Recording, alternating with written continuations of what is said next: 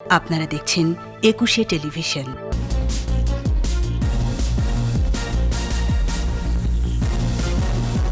বৈশ্বিক গণতন্ত্র সূচকে 4 ধাপ এগোলো বাংলাদেশ, দক্ষিণ এশিয়ায় শীর্ষে ভারত।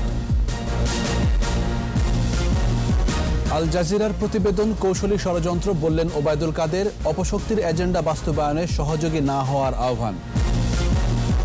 গাফিলতিতে ব্যয় বাড়লে আইনি ব্যবস্থা নেওয়ার নির্দেশ প্রধানমন্ত্রীর, একনেকে 8 প্রকল্প অনুমোদন। প্রথমবারের মতো দৈনিক শনাক্ত 3% নিচে, 5 ফেব্রুয়ারির পরও চলবে টিকার জন্য নিবন্ধন। 2 সপ্তাহের রিমান্ডে সূচি, নিরাপত্তা পরিষদে মিয়ানমারের বিরুদ্ধে নিন্দা প্রস্তাব আটকে দিল চীন।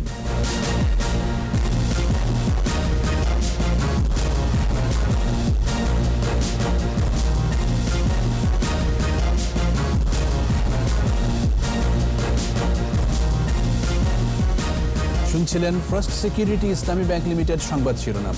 আমন্ত্রণ রাত 11টার 21 সংবাদে, সাথে আছি আমি জাবের হোসেন।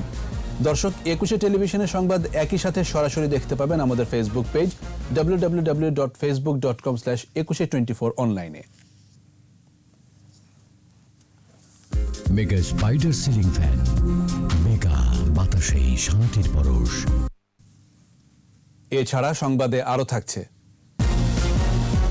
ওয়েস্ট ইন্ডিজের বিপক্ষে চট্টগ্রাম টেস্টে প্রত্যাশা মতো ব্যাটিং নয় বাংলাদেশের, প্রথম দিনে সংগ্রহ 5 উইকেটে 242।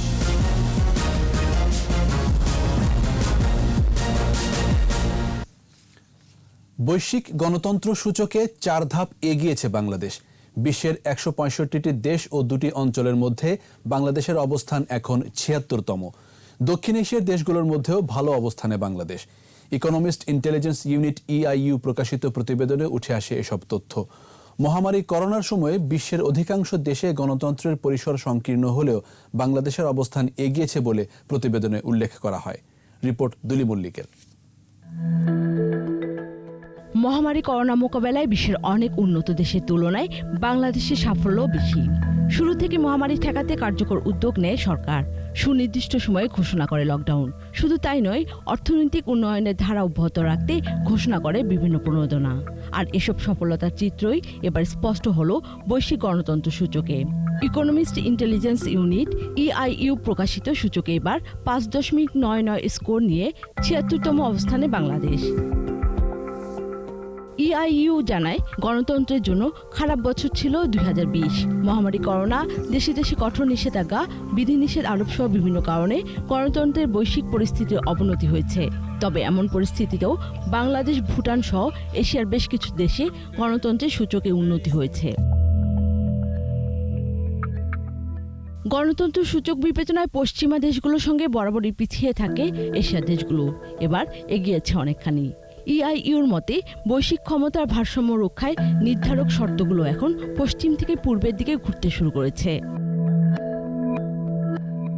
প্রতিবেদনে বাংলাদেশকে রাখা হয়েছে মিশ্র শাসনের দেশের তালিকায়। দক্ষিণ এশিয়ার সূচকে শীর্ষে ভারত। সূচক অনুযায়ী বিশ্বের মোট জনসংখ্যার অর্ধেক মানুষ এখন গণতন্ত্র অথবা আংশিক গণতন্ত্র ভোগ করছে। পূর্ণ গণতন্ত্র উপভোগ করছে মাত্র 4.8% মানুষ। দুলি মল্লিক, 21 টেলিভিশন। বাংলাদেশ নিয়ে আল জাজিরা টেলিভিশনের প্রতিবেদন উদ্দেশ্যমূলক অপপ্রচার, একথা বলেছেন আওয়ামী লীগের সাধারণ সম্পাদক ওবায়দুল কাদের। অপশক্তির এজেন্ডা বাস্তবায়নে সহযোগী না হয়ে বিভ্রান্তিকর প্রতিবেদন বন্ধ করতে আল জাজিরা কর্তৃপক্ষকে আহ্বান জানিয়েছেন তিনি। আর স্বরাষ্ট্রমন্ত্রী বলেছেন, প্রতিবেদন তথ্যভিত্তিক নয়, এটি হলুদ সাংবাদিকতা। বিস্তারিত জানাচ্ছেন আকবর হোসেন সুমন। কাতার ভিত্তিক টেলিভিশন আল জাজিরায় প্রচারিত বাংলাদেশ সম্পর্কিত এক প্রতিবেদন নিয়ে প্রতিবাদের ঝড় নানা মহলে। এ বিষয়ে প্রতিক্রিয়া জানিয়েছেন আওয়ামী লীগের সাধারণ সম্পাদক ওবায়দুল কাদের। এক ভার্চুয়াল ব্রিফিংয়ে তিনি বলেন, যারা স্বাধীনতা ও দেশের উন্নয়ন মেনে নিতে পারেনি, এ প্রতিবেদন তাদেরই কৌশলী ষড়যন্ত্র। যারা দেশের স্বাধীনতাকে এখনো মেনে নিতে পারেনি, যারা দেশের অর্জন এবং অগ্রগতিকে হিংসার চোখে দেখে, যারা বঙ্গবন্ধুর হত্যার বিচার এবং যুদ্ধাপরাধীদের বিচার মেনে নিতে পারেনি, আমরা মনে করি এই প্রতিবেদন তাদের কৌশলী ষড়যন্ত্রের ধারাবাহিকতা। আল জাজিরার এই প্রতিবেদন সরকারের বিরুদ্ধে উদ্দেশ্যমূলক অপপ্রচারের নোংরা বহিঃপ্রকাশ। স্বরাষ্ট্রমন্ত্রী আসাদুজ্জামান খান কামাল বিষয়টিকে উদ্দেশ্য প্রণোদিত বলে অভিহিত করেছেন। যারা এটি করেছেন তাদের একটা উদ্দেশ্য ছিল, সেই উদ্দেশ্য নিয়ে তারা এই ধরনের একটা ঘটনা ঘটিয়েছেন।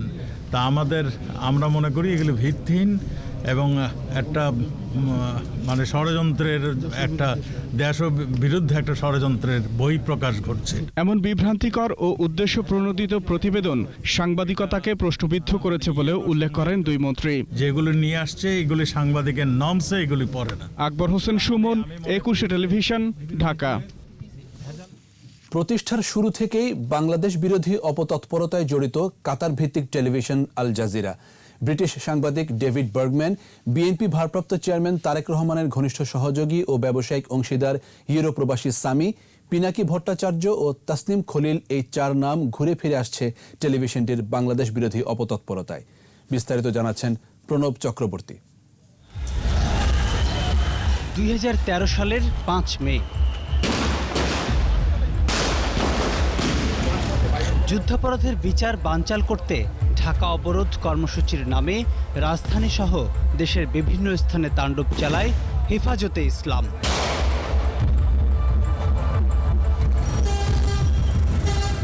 6 মে হেফাজতি তাণ্ডবের খণ্ডচিত্র এটি।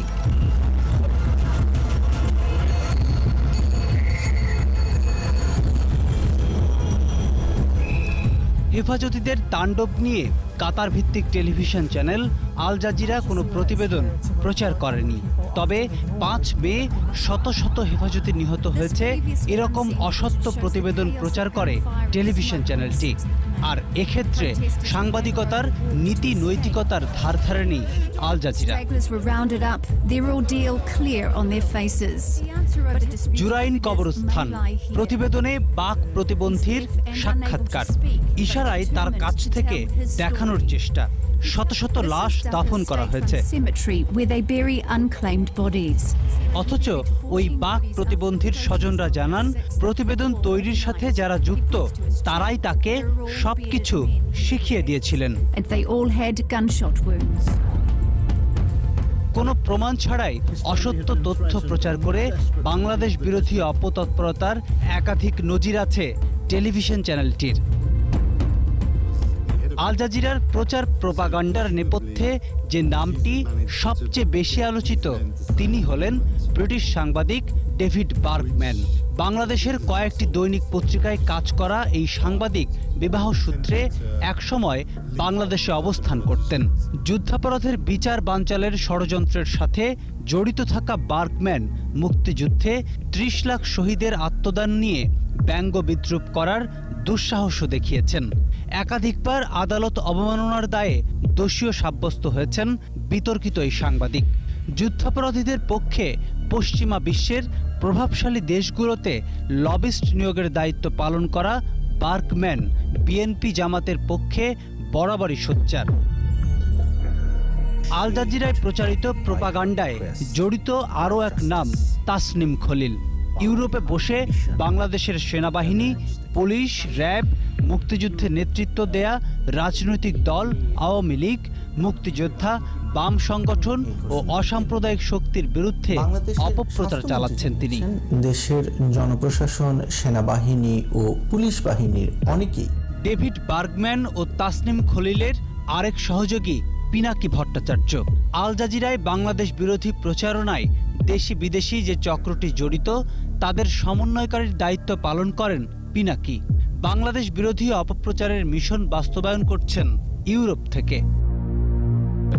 আল জাজিরায় বাংলাদেশ বিরোধী অপপ্রচারের সাথে জড়িত আরেকটি নাম সম্প্রতি বেশ আলোচিত হচ্ছে। তিনি হলেন হাঙ্গেরি প্রবাসী সামি। বিএনপি জামাত জোট সরকারের আমলে নাটক ও সিনেমা পাড়া দাপিয়ে বেড়ানো এই সামি বিএনপির ভারপ্রাপ্ত চেয়ারম্যান তারেক রহমান ও তার বন্ধু গিয়াসউদ্দিন আল মামুনেরও ঘনিষ্ঠ। ইউরোপে তারেক মামুনের ব্যবসাও দেখাশোনা করেন এই সামি। ডেভিড বার্গম্যান, তাসনিম খলিল, পিনাকি ভট্টাচার্য ও সামি আল জাজিরায় বাংলাদেশ বিরোধী অপপ্রচার প্রোপাগান্ডায় এই 4 জনের ভূমিকা প্রকাশ্য। তাদের নেপথ্যে আছে দেশি বিদেশি একাধিক কুচক্রী মহল।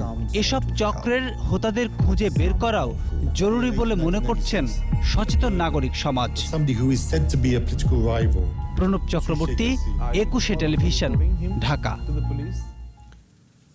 যাদের গাফিলতিতে প্রকল্প পরিকল্পনায় গলদ থাকছে এবং প্রকল্পের ব্যয় ও সময় বাড়ছে তাদের চিহ্নিত করে আইনানুগ ব্যবস্থা নেওয়ার নির্দেশ দিয়েছেন প্রধানমন্ত্রী শেখ হাসিনা। একনেক বৈঠক শেষে প্রধানমন্ত্রীর এই নির্দেশনার কথা জানিয়েছেন পরিকল্পনা মন্ত্রী। তিনি জানান, একনেক বৈঠকে 11,324 কোটি 33 লাখ টাকার 8টি প্রকল্প অনুমোদন দেওয়া হয়েছে। তৌহিদুর রহমানের রিপোর্ট। প্রধানমন্ত্রী শেখ হাসিনার সভাপতিত্বে রাজধানীর আগারগাঁওয়ে এনইসি সম্মেলন কক্ষে জাতীয় অর্থনৈতিক পরিষদের নির্বাহী কমিটির 21তম সভা। গণভবন থেকে ভার্চুয়ালি যুক্ত হন প্রধানমন্ত্রী ও একনেক চেয়ারপারসন শেখ হাসিনা। সভায় স্থানীয় সরকার বিভাগের 3টি পল্লী সড়কে গুরুত্বপূর্ণ সেতু নির্মাণ, ঢাকার পানি সরবরাহ প্রকল্প এবং টাঙ্গাইলের 10 পৌরসভার অবকাঠামো প্রকল্পের অনুমোদন দেওয়া হয়। টাঙ্গাইল জেলার মেইন পৌরসভা শহর বাদ দিয়ে দূরে ছড়িয়ে ছিটিয়ে থাকা 10টি পৌর ছোট ছোট।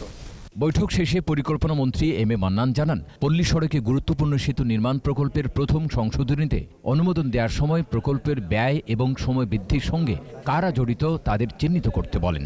ওই সকল ব্যক্তিকে চিহ্নিত করুন, কাদের গাফিলতির জন্য আমাদের প্রকল্প ডিজাইনটা ইনকারেক্ট হলো, আমাদের সময় অর্থ দুটোর অপচয় হলো, তাদের বিরুদ্ধে আপনারা আইনানুগ বিধান অনুযায়ী ব্যবস্থা নেবেন। এদিন অনুমোদন দেওয়া হয় বঙ্গবন্ধু শেখ মুজিব শিল্পনগর উন্নয়ন প্রকল্প, তৃণমূলে নারী এবং ডিজিটাল উদ্যোক্তাদের নেয়া একটি প্রকল্পেরও। এছাড়া হাতিয়া নিঝুম দ্বীপ এবং কুতুব দ্বীপেও শতভাগ বিদ্যুতায়নের একটি প্রকল্পেরও অনুমোদন দিয়েছে একনেক। হাতিয়া দ্বীপে একটি ইন্ডিপেন্ডেন্ট পাওয়ার প্রডিউসার আছে, ও ইন্টারনেট লাইন করে নিঝুম দ্বীপ হাতিয়া সংলগ্ন 1.5-2 কিলোমিটার সাবমেরিন কাপল করে নিয়ে যাবে। আর কুতুবদিয়া কক্সবাজার থেকে প্রায় 24-25 কিলোমিটার এসে আরও 9 কিলোমিটার আন্ডার দ্য সি গিয়ে কুতুবদিয়াকেও আমরা বিদ্যুতায়িত করব। 11,324 কোটি 33 লাখ টাকার প্রকল্পে ঋণ 6,165 কোটি টাকা এবং সরকারের অর্থায়ন 5,140 কোটি টাকা। বাকি 18 কোটি টাকা সংস্থার নিজস্ব ফান্ড থেকে আসবে। 11,324 কোটি 33 লক্ষ টাকা। তৌহিদুর রহমান, 21 টেলিভিশন, ঢাকা। করোনা টিকার জন্য বুধবার সকাল পর্যন্ত 74,000 নিবন্ধন হয়েছে বলে জানিয়েছেন স্বাস্থ্য অধিদপ্তরের মহাপরিচালক। 5 ফেব্রুয়ারির পরও নিবন্ধন চলবে বলে জানান তিনি। 7 ফেব্রুয়ারি টিকা নেবেন স্বাস্থ্যমন্ত্রী।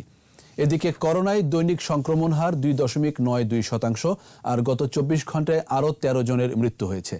বিস্তারিত জানাচ্ছেন স্মৃতি মণ্ডল।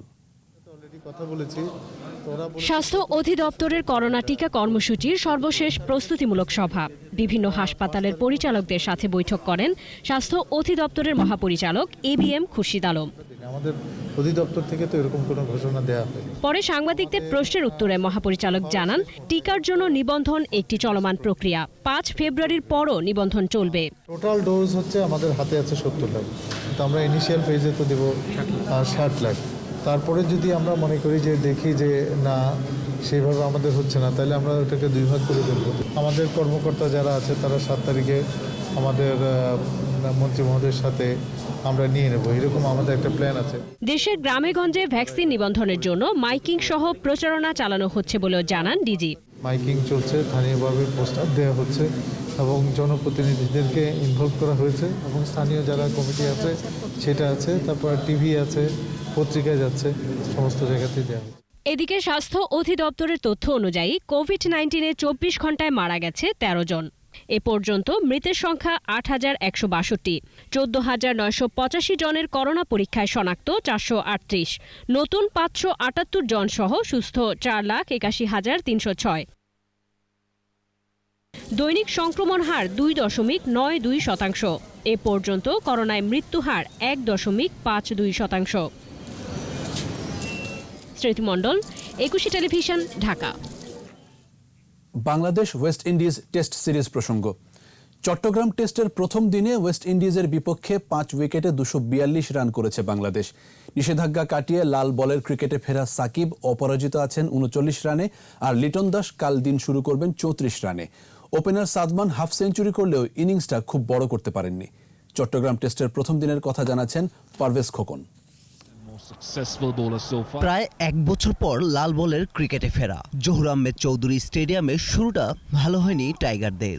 ক্যারিবীয় পেসার ক্যামার রোচারের বলে মাত্র ৯ রানে প্যাভিলিয়নে ফিরতে হয় তামিম ইকবালকে। আরেক ওপেনার সাদমান ইসলাম ও নাজমুল শান্তর জুটি বেশ ভালোই এগুচ্ছিল, কিন্তু রান আউটে ছন্দপতন। শান্ত ফিরে যান ২৫ রানে।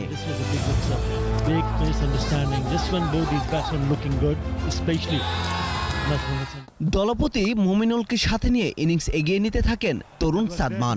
জুটিতে বড় কিছু স্বপ্ন ভেঙে মুমিনুল আউট হন ২৬ রানে। পরে মুশফিকুর রহিমের সাথে দাঁড়াতে চাইলেও বেশি দূর যেতে পারেননি সাদমান। ক্যারিয়ারের দ্বিতীয় হাফ সেঞ্চুরি তুলে ৫৯ রানে সাজঘরে ফেরেন এই ওপেনার।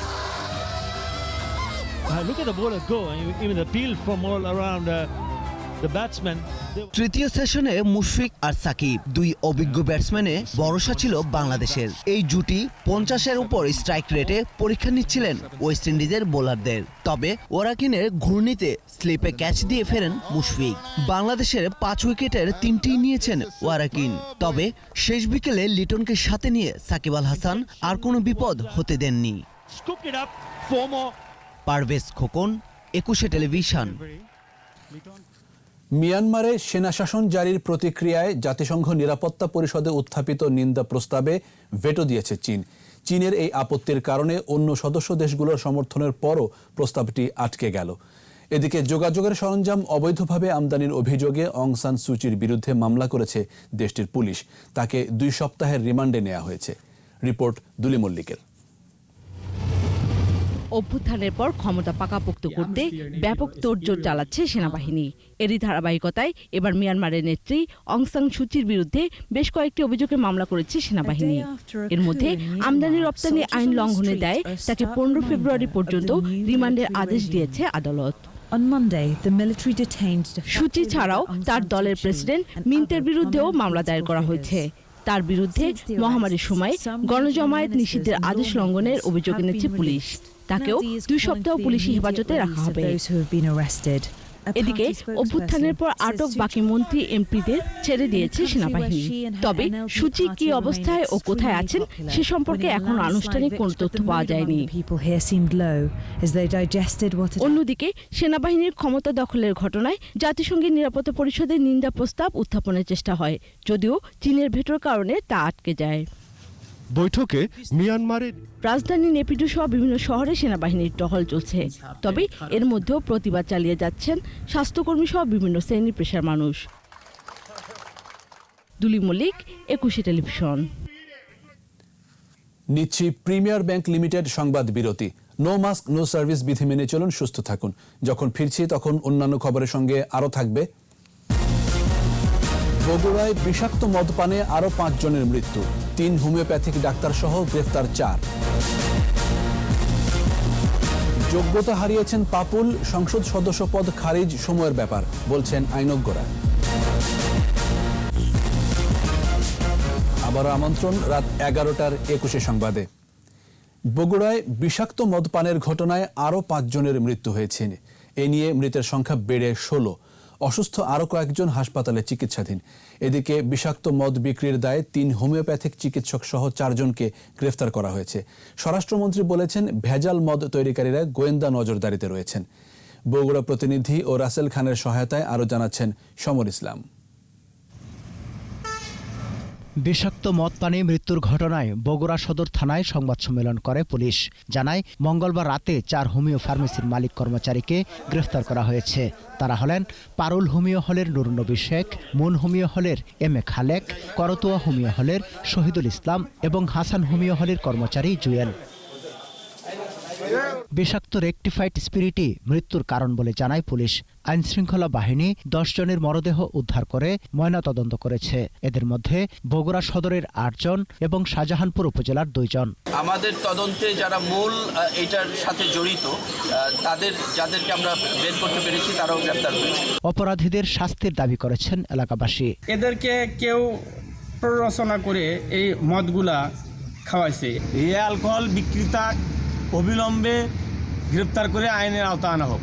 এদিকে রাজধানীর হাতিরঝিলে নৌপুলিশ সদর দপ্তরে মুজিব করোনার উদ্বোধন শেষে স্বরাষ্ট্রমন্ত্রী আসাদুজ্জামান খান কামাল বলেন, অসাধু ব্যবসায়ীরা ভেজাল মদ বাজারে ছড়িয়ে দিচ্ছে, তাদের ধরতে ডিবি পুলিশ কাজ করছে। কোথায় কিভাবে ভেজাল হচ্ছে, কিভাবে তারা এই ভেজাল মদ তৈরি করছে তাদেরকে আইডেন্টিফাই করেছে এবং তারা নেটের মধ্যেই নিয়ে আসছে, অনেকগুলিকে ইতিমধ্যে ধরেছেন। তা আমরা মনে করি, আমি আহ্বান করব আপনাদের মাধ্যমে, যারা মদ্যপান করেন তারা অবশ্যই ভেজাল মদ যেন না পান করেন এবং ভেজাল মদ পান করলে এই ধরনের দুর্ভোগ হতে পারে সেইটা যেন তারা মনে রাখেন। সমর ইসলাম, একুশে টেলিভিশন। চট্টগ্রামে কোনোভাবেই নিয়ন্ত্রণ করা যাচ্ছে না মাদকের ভয়াবহতা। প্রতিদিনই আইন শৃঙ্খলা রক্ষাকারী বাহিনীর হাতে আটক হচ্ছে বিক্রেতারা। মাদকের এই ভয়াল থাবা থেকে যুব সমাজকে রক্ষায় প্রশাসনকে কঠোর হওয়ার তাগিদ বিশিষ্টজনদের। ইফরাজ নূরের ক্যামেরায় চট্টগ্রাম থেকে রিপোর্ট করছেন হাসান ফেরদৌস। মাদক বিক্রি ও পাচারের বিরুদ্ধে জিরো টলারেন্স ঘোষণা করেছে সরকার। এরপরও থামানো যাচ্ছে না মাদকের ভয়াবহতা। অলিগলিতেই অনেকটা প্রকাশ্যে চলছে মাদক কেনাবেচা। মাদক সেবনে জড়িয়ে পড়ছে নানা বয়সী মানুষ।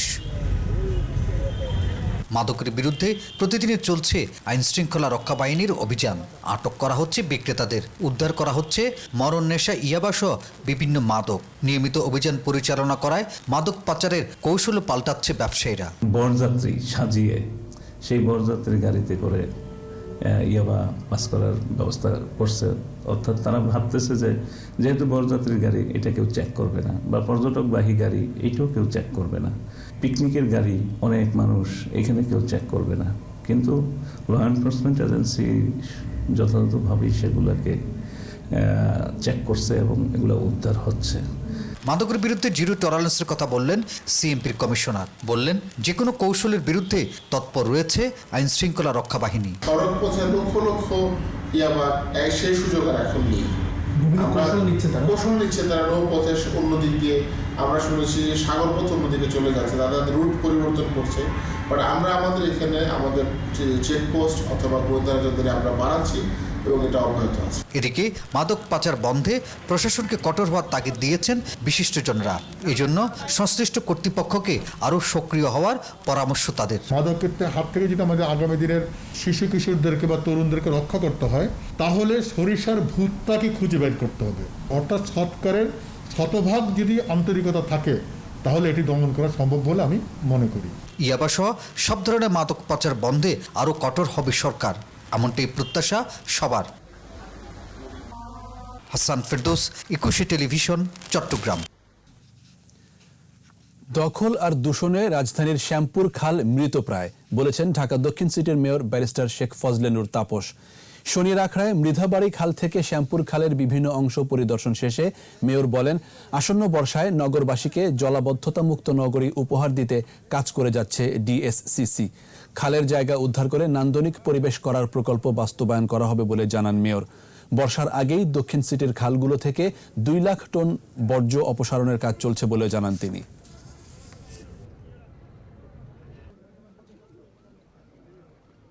শ্যামপুর খালটা আমাদের একটি বড় খাল এবং এখানে শাখা প্রশাখা অনেক বেশি, এবং আপনারা লক্ষ্য করেছেন যে কিভাবে সেগুলো দখল এবং বদ্ধ হয়ে আছে।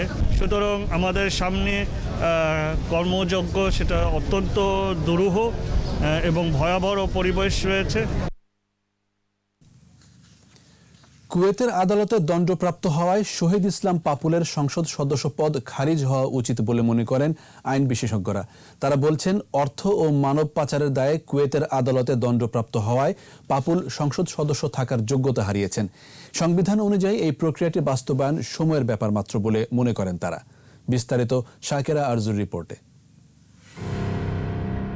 অর্থ ও মানব পাচারের মামলায় লক্ষ্মীপুর 2 আসনের স্বতন্ত্র এমপি কাজী শহীদুল ইসলাম পাপুলকে 4 বছরের কারাদণ্ড দেন কুয়েতের আদালত।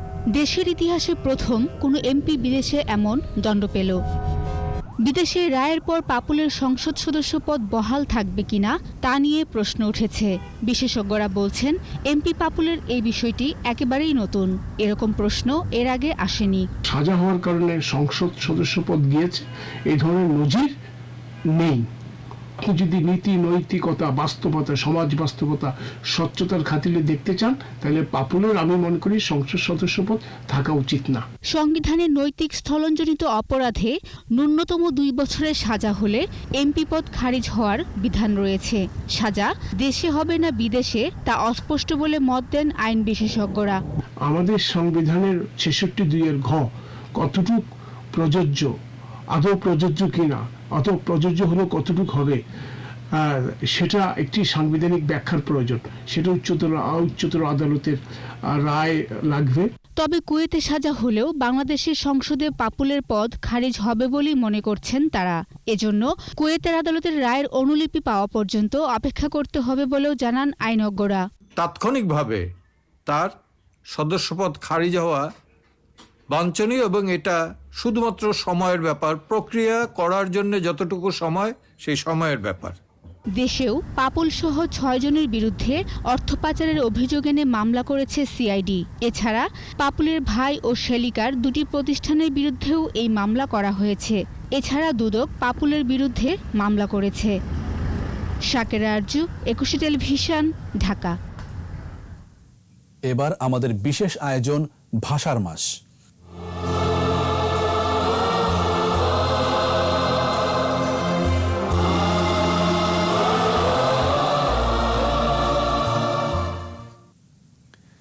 ভাষা আন্দোলনের ইতিহাস জানান দিচ্ছে ঢাকা বিশ্ববিদ্যালয়ের শহীদ আব্দুল বরকত স্মৃতি জাদুঘর। এছাড়া ব্যক্তি উদ্যোগে গড়ে উঠেছে গবেষণা কেন্দ্র। বিশেষজ্ঞরা বলছেন, ভাষা আন্দোলনের পথ ধরে স্বাধীনতা এসেছে, তারপরও ভাষা আন্দোলন নিয়ে খুব বেশি গবেষণা নেই। 52 স্মৃতি রক্ষায় গবেষণার পাশাপাশি সব তথ্য ডিজিটালাইজড করার উদ্যোগ নেয়ার পরামর্শ বিশেষজ্ঞদের।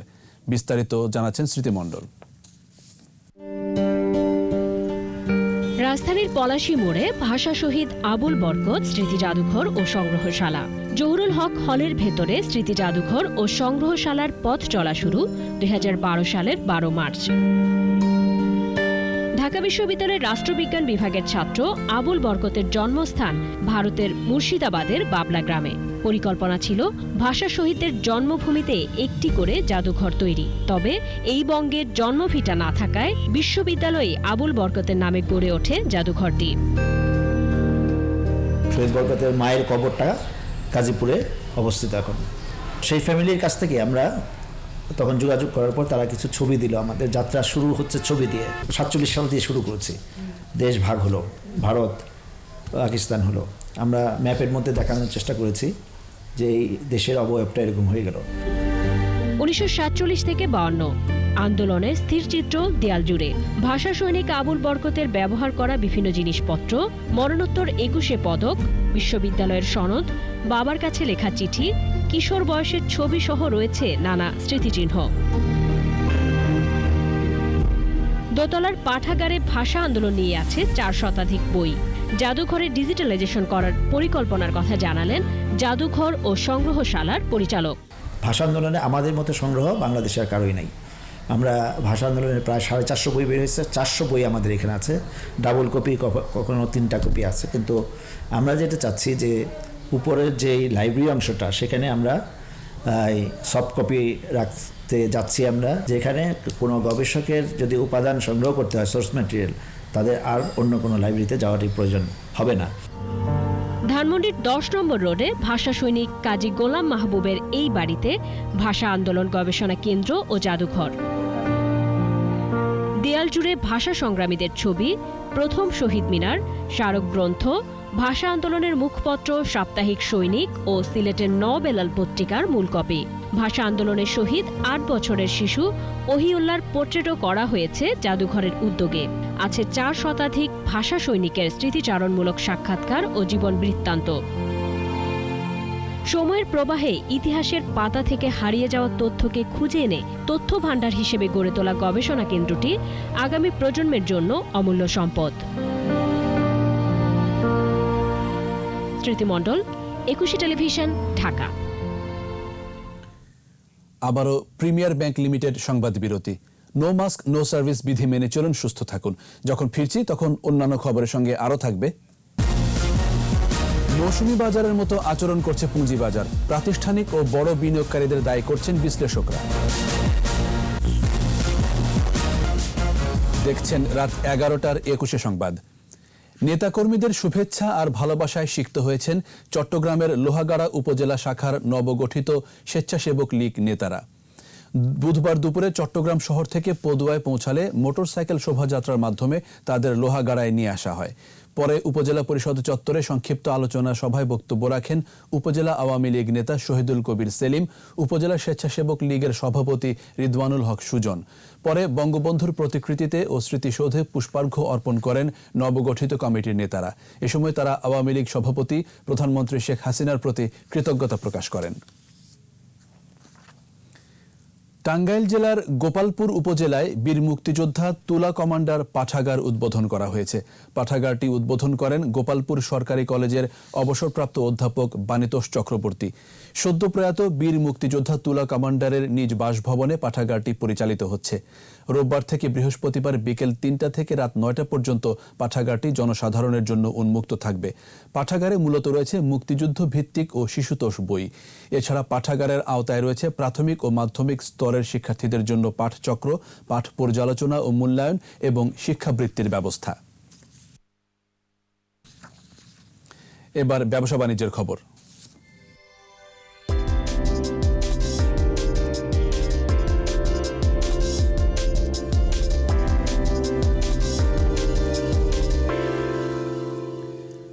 রাজধানীর একটি অভিজাত হোটেলে দেশবন্ধু ফুড অ্যান্ড বেভারেজ লিমিটেডের নতুন কোমল পানীয় নিয়নের আনুষ্ঠানিক যাত্রা শুরু হয়েছে। অনুষ্ঠানে অনলাইনে যুক্ত ছিলেন প্রতিষ্ঠানের ব্যবস্থাপনা পরিচালক গোলাম রহমান এবং সরাসরি উপস্থিত ছিলেন প্রধান নির্বাহী কর্মকর্তা ও পরিচালক বিক্রয় বিপণন মোহাম্মদ তোফাজ্জল হোসেন, ব্র্যান্ড অ্যাম্বাসেডর চিত্রনায়ক ফেরদৌস আহমেদ, বিক্রয় প্রধান মোহাম্মদ জগলুল আহমেদ, উপমহাব্যবস্থাপক ওয়াহিদুজ্জামান লেলিন, ব্র্যান্ড ব্যবস্থাপক এস.এম. সৈকাতুল ইসলাম সহ দেশবন্ধু গ্রুপের ঊর্ধ্বতন কর্মকর্তা, ডিপো হোল্ডার ও পরিবেশকরা। এ সময় নতুন কোমল পানীয় নিয়ন ভোক্তা সাধারণের মন জয় করবে এমন প্রত্যাশা জানান তারা। দেশের পুঁজিবাজার অনেকটা মৌসুমী বাজারের মতো আচরণ করছে। বছরে 2-4 মাস ভালো যাচ্ছে তো ফের পড়ছে মন্দায়। এমন পরিস্থিতির জন্য প্রাতিষ্ঠানিক ও বড় বিনিয়োগকারীদের দায়ী করছেন বিশ্লেষকরা। বাজারকে মন্দায় ফেলে সস্তায় শেয়ার বাগিয়ে নেওয়ার অভিযোগও তাদের বিরুদ্ধে। তাই গতিশীল পুঁজিবাজার প্রতিষ্ঠায় প্রাতিষ্ঠানিক বিনিয়োগকারীদের দায়িত্বশীল ভূমিকা রাখার পরামর্শ বিশ্লেষকদের। মেহেদী হাসানের রিপোর্ট। গত 17 জানুয়ারি ডিএসসিতে লেনদেন হয় 2385 কোটি টাকার শেয়ার ও মিউচুয়াল ফান্ড। 15 দিন যেতে না যেতেই এখন তা 700 কোটি টাকার ঘরে। হঠাৎ এমন খরায় চরম বেকায়দায় সাধারণ বিনিয়োগকারীরা। সূচকের ওঠানামাকে স্বাভাবিক মানলেও লেনদেনের এমন চিত্রকে খুবই অস্বাভাবিক মনে করছেন তারা। একটা কোম্পানি যদি প্রতিদিনই বাড়তে থাকে সেটা তো কোনো স্বাভাবিক গতি নয়, তো তার সাথে সাথে অন্যগুলো বাড়তে হবে, কমতে হবে। তবে বিশ্লেষকরা বলছেন চাঙ্গা বাজারে মুনাফা তুলে নিয়ে প্রাতিষ্ঠানিক বিনিয়োগকারীরা অনেকে এখন নিষ্ক্রিয়। ফের সস্তায় শেয়ার কেনার অপেক্ষায় তারা। বড় বিনিয়োগকারীরা সক্রিয় হলে বাজার আবার ঘুরে দাঁড়াবে বলে মত বিশ্লেষকদের।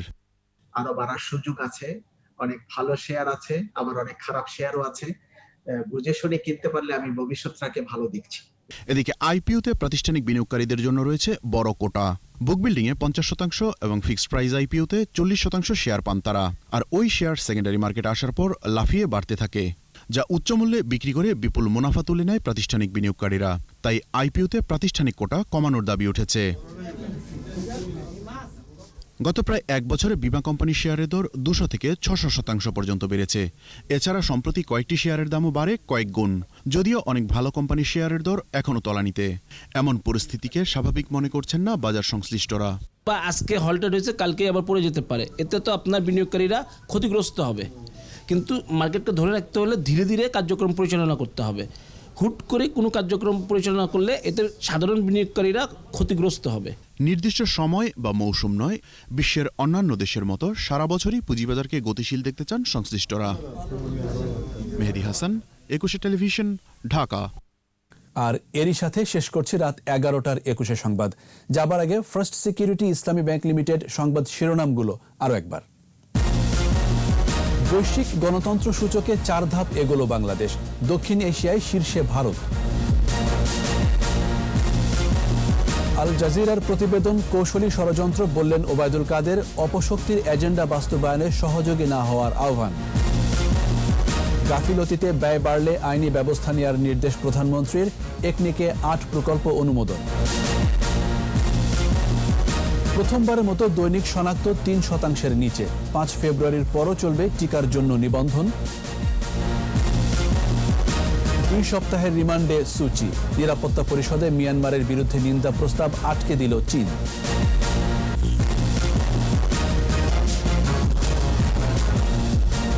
একুশে টেলিভিশনের সর্বশেষ খবর জানতে ডায়াল করুন 2021 নম্বরে আর ভিজিট করুন 21-tv.com এই ওয়েবসাইট। এছাড়া ফেসবুকে লগ ইন করতে পারেন facebook.com/2124 অনলাইনে। আমাদের পরের সংবাদ রাত 1টায় দেখার আমন্ত্রণ রইল। স্বাস্থ্যবিধি মেনে চলুন, সুস্থ থাকুন।